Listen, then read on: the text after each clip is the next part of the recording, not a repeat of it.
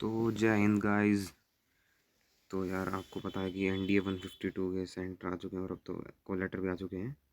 तो मैं सोच रहा था कि ये भोपाल का जो आपका कॉल लेटर है इसके ऊपर एक वीडियो बना दी जाए, जिससे आप समझ पाओ कि SSB में कौन कौन से डॉक्यूमेंट्स वगैरह लेके जाने होते हैं और ये कॉल लेटर कैसे फिल करना है। बेसिकली कॉल लेटर में जो जो लिखा हुआ उसको डिकोड करेंगे आज की वीडियो में।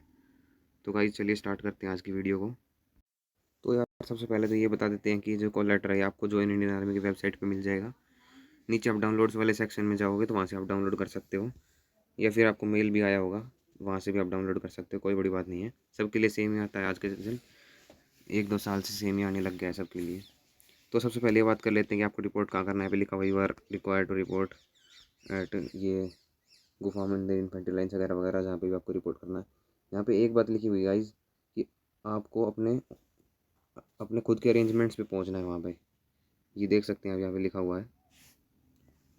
तो इसका कहने का मतलब ये है कि कोई बस वगैरह आएगी नहीं, वहाँ से आपको खुद ही जाना पड़ेगा। आगे बात कर लेते हैं, टैटू वगैरह की बात दी हुई है।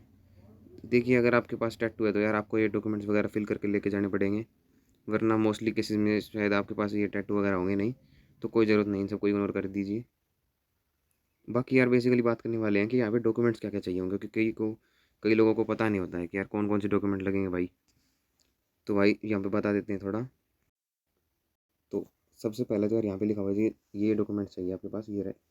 अरे यार ये क्या हो रहा है, ये डॉक्यूमेंट्स आपको ओरिजिनल में चाहिए। देखिए यहाँ पे लिखा हुआ है सबसे पहले आपको चाहिए मैट्रिकुलेशन सर्टिफिकेट और मार्कशीट।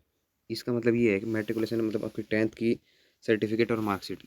मार्कशीट और सर्टिफिकेट में डिफरेंस ये है कि कई बोर्ड्स में आपको दो चीज़ें मिलती हैं, एक तो सर्टिफिकेट मिलता है पासिंग का और एक में मार्क्स इन्फॉर्मेशन लिखे रहते हैं। तो अगर आपको अपने बोर्ड से दो मिल जाता है दो लेके जाओगे, वरना कई बोर्ड जैसे CBSE में एक ही मिलता है तो आप एक ही लेके जाओगे।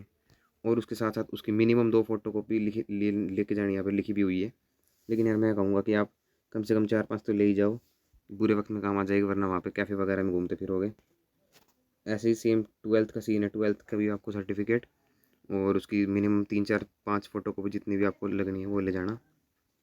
ये लिखा होगा इस no claim certificate. No claim ये बेसिकली मैं बाद में बताऊँगा, जब वो कॉल लेटर के में जो फिल करना है वो कैसे करना है उसमें आ जाएगा ये।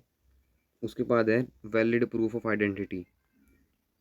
इसका मतलब यार आधार कार्ड, आपको प्रीफरेबली आधार कार्ड ही ले जाना, वरना अगर आधार कार्ड नहीं है, अपडेट हो रहा है वगैरह वगैरह जो भी आपका केस है, उस केस में भी पैन कार्ड, वोटर का ID ये सब भी ले जा सकते हो, कोई बड़ी बात नहीं वहाँ पे। इसकी भी आपको फ़ोटो कॉपी लेके जानी है मिनिमम 2।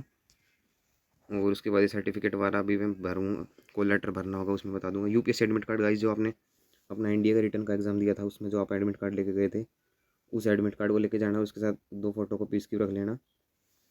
और इसके बाद जो ये original document submitted for pursuing higher studies, का मतलब अगर आप ग्रेजुएशन वगैरह में हो और आपने अपने इंस्टीट्यूशन में डॉक्यूमेंट जमा करवा दिए अपने 11th वो 10th और 12th के, कई इंस्टीट्यूशन में ले लेते हैं, तो फिर वो आपको वहाँ से एक बोनाफाइड वगैरह साइन करवाना पड़ेगा कि सर मेरे डॉक्यूमेंट यहाँ पे जमा है, और मैं बाद में आपको अकेडमी ज्वाइनिंग के टाइम पे आप वहाँ पे जमा करवा सकते हो। बेसिकली आपको यहाँ पे एक बोनाफाइड साइन करवाना पड़ेगा अपने प्रिंसिपल या हेड ऑफ इंस्टीट्यूट से। उसका भी फॉर्मेट नीचे दिया गया है, कोई बड़ी बात नहीं उसमें भी। और हाँ गाइस, ये जो मैंने ऊपर मार्कशीट वाली बात बताई, अगर कोई कैंडिडेट 12th अपेयरिंग है तो उसका भी एक बोनाफाइड लगेगा अलग से, क्योंकि 12th वाले बहुत होंगे जो जिनका 12th का एग्ज़ाम हुआ नहीं होगा, तो उनके पास 12th का मार्कशीट आएगा कहाँ से। तो वो भी अपने प्रिंसिपल से एक बोनाफाइड साइन करवा के लेके जाएंगे, जिसमें लिखा होगा कि सर हमारे 12th के एग्ज़ाम हुए नहीं है और 12th की मार्कशीट आने के बाद हम जमा करवाएंगे। इसके बाद जो सर्टिफिकेट ऑफ प्रीवियस SSB है, ये भी बाद में जो डॉक्यूमेंट फिलिंग का टाइम पे आएगा। इसके बाद जो भी है ये रेजिडेंशियल एड्रेस प्रूफ, इसे कोई इग्नोर कर दो, ये कुछ भी ज़रूरी नहीं है यहाँ पे। ये सब कुछ जो, और ये बाकी के जितने भी रहेगा यहाँ भी ये सेल्फ डिक्लेरेशन वगैरह और जो भी रह गया है, ये मैं कॉल लेटर कैसे फिल करना है, नीचे फॉर्म्स वगैरह भी दिए हुए हैं उसमें बता दूंगा। स्पेशल इंस्ट्रक्शन, अगर आपके मतलब आपका नाम अलग है, जैसे आधार कार्ड में अलग है और 10th की मार्कशीट में अलग है थोड़ा सा, तो उसके लिए भी आपको एक अलग से वो बोनाफाइड वगैरह बनवाना पड़ेगा। बेसिकली उसका एक नीचे फॉर्मेट भी दिया गया है कि कैसे क्या भरना है आपको, वो भी मैं बाद में बता दूंगा यार। फॉरेन कंट्रीज़ में तो कोई रहा नहीं होगा।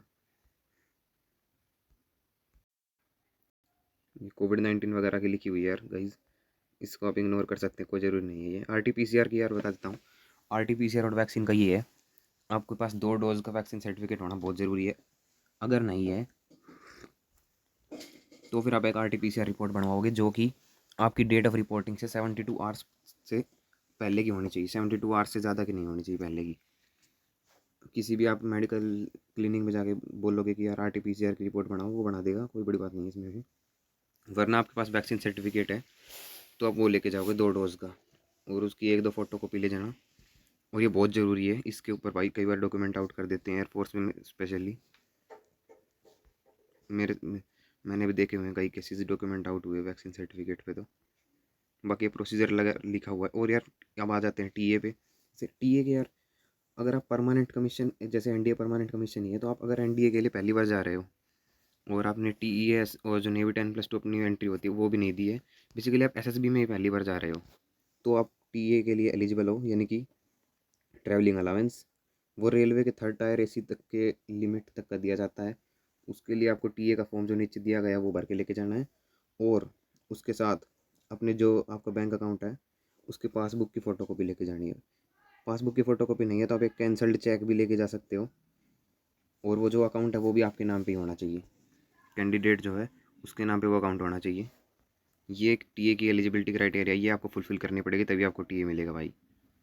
उसके साथ साथ आपके पास वो टिकट भी होनी चाहिए यार जिससे आपने ट्रैवल किया है। अब इस टिकट में ये नहीं है कि आप, ज़रूरी नहीं है कि आप थर्ड एसी से ही ट्रैवल करो, आप प्लेन से भी ट्रैवल कर सकते हो, बस से भी ट्रैवल कर सकते हो। लेकिन जो किराया है ना वो मैक्सिमम थर्ड एसी तक का मिलेगा। ये नहीं कि आप प्लेन से उड़ के चले गए और आपको एयर इंडिया में गए थे और जितने पैसे की टिकट हुई वो सारे मिल जाएंगे, ऐसा नहीं भाई। थर्ड एसी का मैक्सिमम थर्ड एसी तक का मिलेगा, वो भी वो अपने आप देंगे, अपने आप डिसाइड करेंगे कितना देना है उनको, इसमें आप कुछ भी नहीं कर सकते। इसके बाद जो प्रोसीजर वगैरह दिया हुआ है और ये कैरेक्टर सर्टिफिकेट, ये सब आपको रिकमेंड होने के बाद काम आएंगे, अभी इस चीज़ की कोई ज़रूरत नहीं है। मेडिकल वगैरह होगा वहाँ पे देख लेना यार।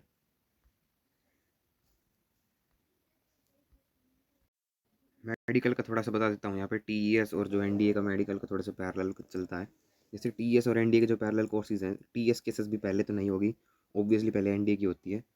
तो अगर आप एनडीए का में रिकमेंड हो जाते हो और एनडीए के बाद जो आपका मेडिकल का स्टेटस रहता है वही आपका टीईएस में चलेगा। फिर टीईएस आर्मी में के लिए होता है, क्योंकि अगर आपकी एनडीए में सिर्फ आर्मी प्रेफरेंस है तो आपका टीईएस का मेडिकल दोबारा होगा ही नहीं। अगर आपकी एनडीए में प्रेफरेंस नेवी भी है, जैसे फर्स्ट पे मान लो आर्मी है और सेकंड पे नेवी है, तो आपका नेवी का भी मेडिकल होगा साथ में। साफ सीधी बात ये है, एनडीए का जो मेडिकल स्टेटस होगा आर्मी का वही टीईएस में चलेगा, और अगर टीईएस का मेडिकल पहले होता है तो टीईएस का जो मेडिकल स्टेटस है वो एनडीए में चलेगा। अगर एनडीए में अनफिट, टीईएस में भी अनफिट।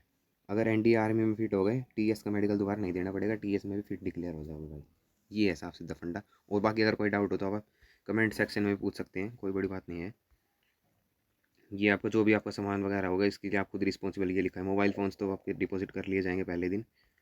और आइटम्स टू बी ब्रॉट, इसमें यार आप 2 फॉर्मल ड्रेस लेके जा सकते हो। 2 तो यार चाहिए ही, मतलब 2 फॉर्मल ड्रेस जिसमें आप डार्क कलर पैंट और light colour shirt, black shoes, आपकी ब्लैक सॉक्स हो गए, टाई बेल्ट। टाई ऑप्शनल है, कोई ज़रूरी नहीं है, आपकी मर्ज़ी है तो पहन सकते हो वरना ज़रूरी नहीं है। और उसके बाद 2 पेयर आप वाइट शॉर्ट्स और वाइट टी शर्ट के लिए लेके जाने पड़ेंगे आपको जीटीओ के लिए। इसमें आप ट्रैक सूट भी वेयर कर सकते हो, क्योंकि यार ये दिसंबर और जनवरी में होंगे तो थोड़ी ठंड भी होगी। तो आप अपने हिसाब से देख लेना, आपको ठंड नहीं लगती हो तो आप शॉर्ट भी लेके जा सकते हो, और वरना आप ज़्यादा जड़ाई मरते हो तो आप ट्रैक सूट भी लेके जा सकते हो। राइटिंग मटेरियल में पेपर वगैरह की ज़रूरत पड़ेगी नहीं यार, यहाँ पे लिखा तो है वैसे, पर ज़रूरत नहीं यार पेपर वगैरह की। पेन तो आपको लेके जाना पड़ेगा, पेन ब्लू ब्लैक दोनों ले जाना। और उसके साथ एक्स्ट्रा आइटम्स भी ले लेना, जैसे कि वाइटनर, और जैसे कि स्टेपलर हो गया अपना, पेंसिल, इरेज़र, शार्पनर, ये सब कुछ ले लेना साथ में। 3-3 2-2 पेन ले लेना यार। पासपोर्ट साइज़ फ़ोटो ले लेना, 40 फ़ोटो लेनी है यार, याद रखना ध्यान से। और ये सब कुछ, इस सब की ज़रूरत नहीं, लॉक एंड की आप अपने हिसाब से देख लेना जो भी आपको लेना है। तो गाइस यहाँ पे मैंने आपको काफ़ी कुछ बता दिया क्या क्या लिख के जाना है, बेसिकली अब तक वो पार्ट कवर हो चुका है। अब हम कवर करते हैं कि कॉल लेटर फिल कैसे करना है। और ये जो आपके ऊपर के पेजेस है इसका आपको प्रिंट आउट भी नहीं निकलवाना। प्रिंट आउट आपको उस पेजेस के निकलवाना है। आप यहाँ से नीचे से देख सकते हो कि आपके ऊपर कौन कौन से के एप्लीकेबल है। फॉर एग्जाम्पल किसी का टैटू नहीं है तो वो टैटू वाला पेज क्यों निकलवाएगा। ऐसे ही आप भी उसको नहीं निकलवाओगे, फिर उसको अवॉइड करो। ये जो टैटू वाला ये भर लेना यार, जैसे मेरा नाम ये है अगर वगैरह, टैटू तो यार बेसिकली किसी का होगा नहीं, अगर है तो कमेंट सेक्शन में पूछ लेना, तो वहाँ पे मैं क्लियर कर दूंगा। टैटू वाला डिस्कस नहीं करते वरना ज़्यादा लंबी वीडियो हो जाएगी। बेसिकली अपना मेन मुद्दे पे आते हैं। नो क्लेम सर्टिफिकेट ये तो सबको लेके जाना है। आई फादर यहाँ पे अपना नाम लिखोगे, एनडीए सब कुछ लिखा हुआ है पहले से। यहाँ पे प्लेस लिखोगे और यहाँ पे पेरेंट का साइन है ना, तो यार आप यहाँ पे आप अपना खुद घर का एड्रेस लिख सकते हो। और डेट, जिस डेट को आपने साइन करवाया वो लिखनी है यहाँ पे। और एड्रेस फिर से अपना घर का ही एड्रेस लिखोगे और यहाँ पे अपने पेरेंट्स के साइन करवा लेना। यहाँ पे जैसे पेरेंट्स के साइन मैंडेटरी नहीं है, तो फादर के साइन करवा लेना यहाँ पे। उसके बाद नोट हैविंग डुप्लीकेट आईडी, ये भी आपको भरना ही है। इसमें ये है कि सर मेरी एक ही आईडी है जॉइन इंडियन आर्मी पे या जॉइन इंडियन नेवी पे, और उस आईडी का यूज़र नेम यहाँ पे लिखोगे। अगर एक से ज़्यादा है तो उन सारी आईडी के यूज़र नेम यहाँ पे लिखोगे, अगर एक से ज़्यादा है तो। बस हो गया ये तो, और ज़्यादा कुछ नहीं करना इसमें। इसमें डेट, जिस डेट को आपने भरा, स्टेशन जहाँ पे मतलब जो आपका एड्रेस है घर का, वरना इसमें आप एसएसबी का भी एड्रेस लिख सकते हो।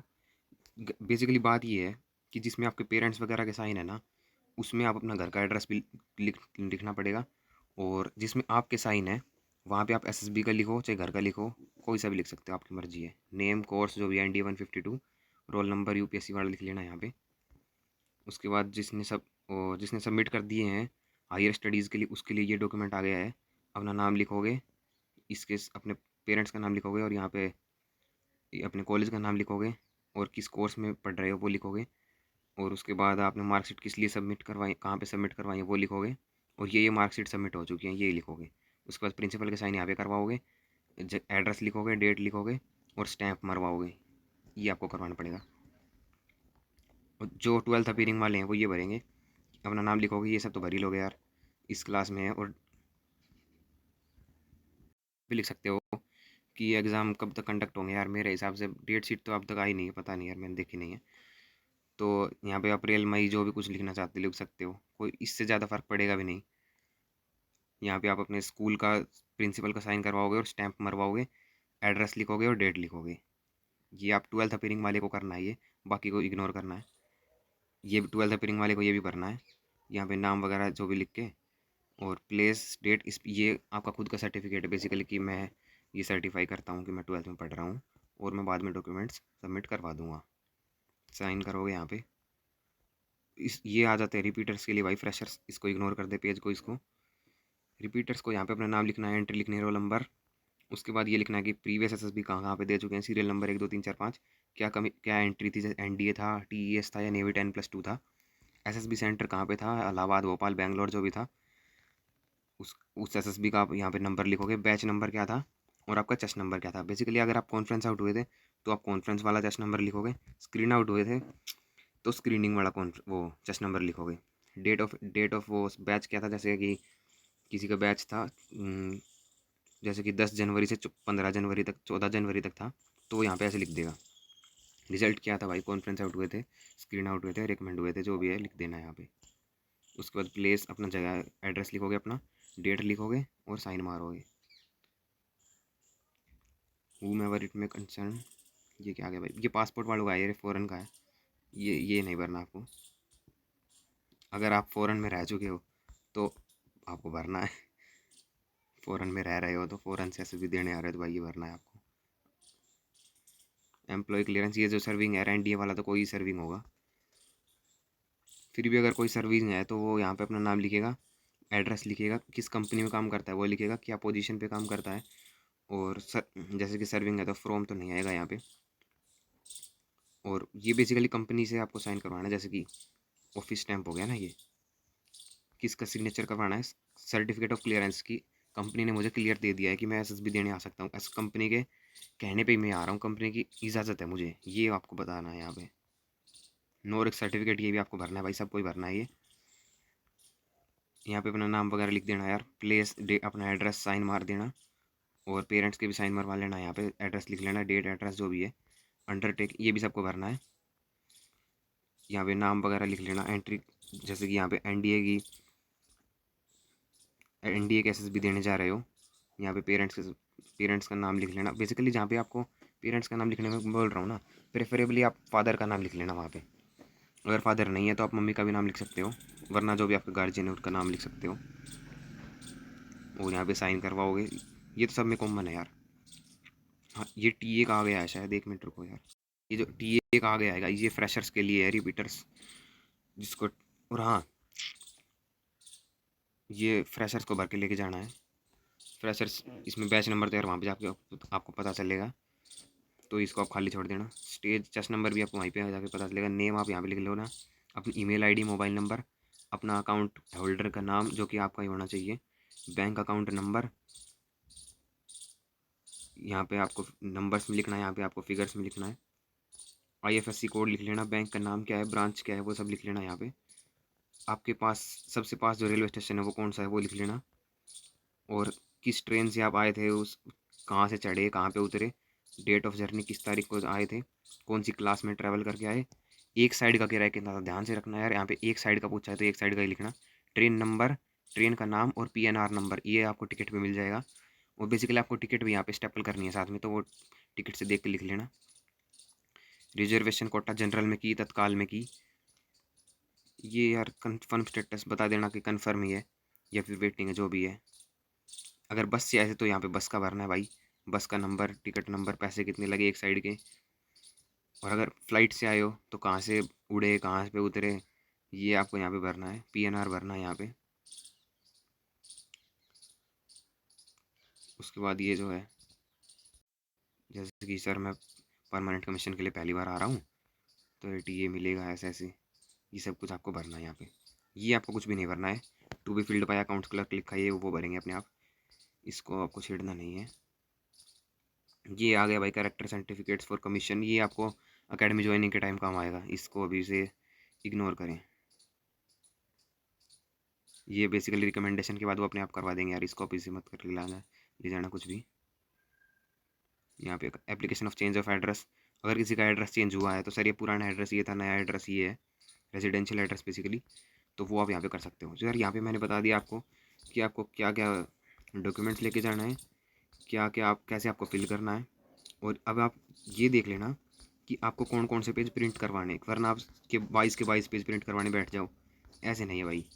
जो जो आपको पेज ज़रूरी हैं वो ही आपको प्रिंट करवाने हैं और वही आपको लेके जाने हैं, ठीक है। और एक पेज की, जैसे कि आपके 7 पेजेस अलाउड हैं, मतलब 7 पेजेस आपके लिए एप्लीकेबल है, तो आपने 7 प्रिंट आउट निकलवा लिए, उनकी एक एक फ़ोटो कॉपी ले जाना, इमरजेंसी में काम आ जाएगा यार, कोई गलत वगैरह हो गया, क्योंकि एक एक तो आपको घर से ही फिल करके लेके जाना पड़ेगा, एक एक आप एक्स्ट्रा में रख लेना, कभी काम आ जाएगा।